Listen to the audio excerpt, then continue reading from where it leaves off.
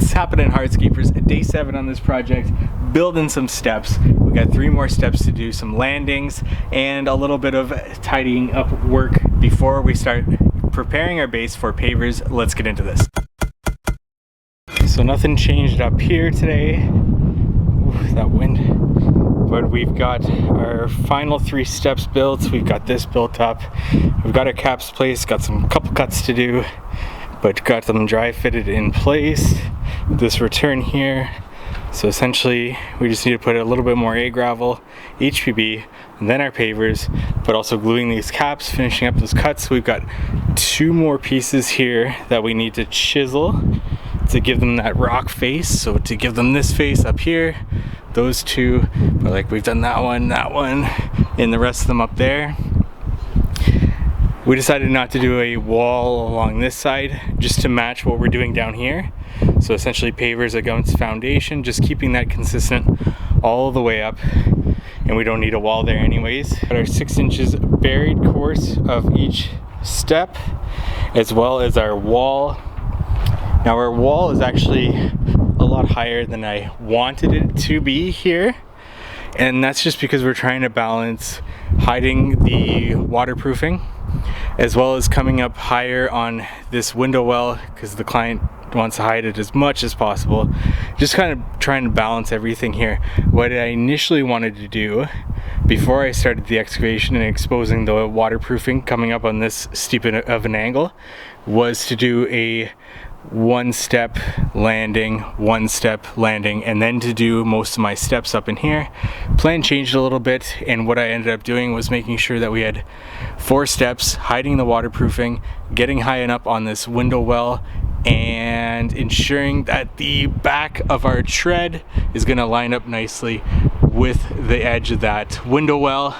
So essentially 16, 16, 16, 16. Last episode I talked about how I got from this point, after building this wall, knowing my 0 point on these caps, to the top cap there, and trying to divide that by the number of steps that I want. So essentially I think this was like 45 inches from my 0 point up to the top cap. 45 divided by 7, that gave me 6 5/8 of an inch per step.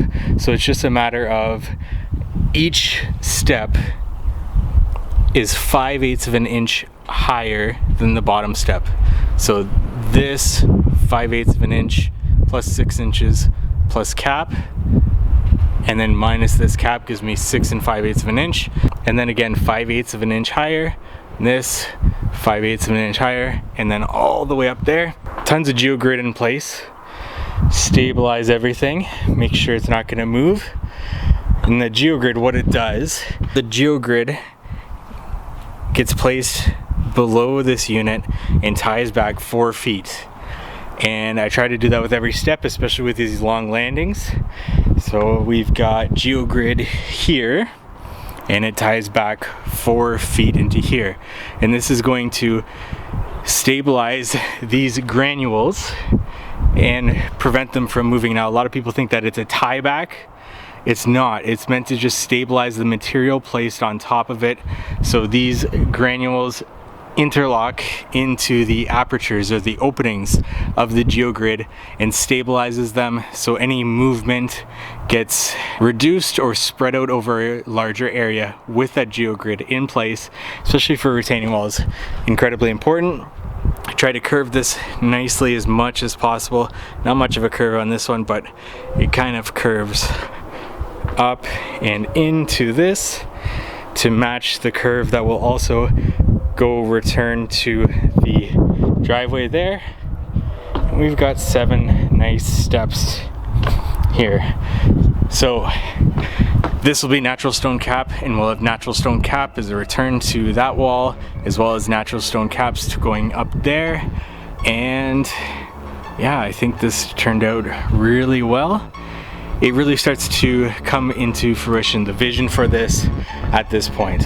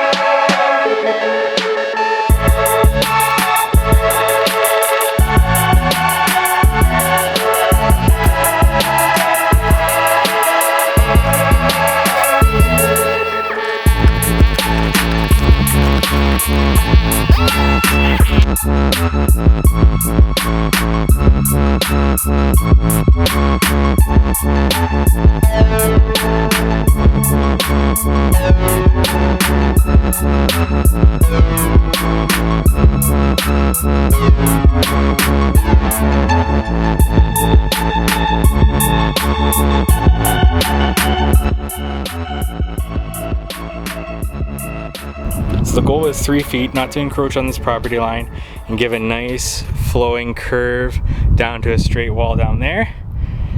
Have nice landings, these 4-foot steps, and then it curves back into this 3-foot runway to the shed there.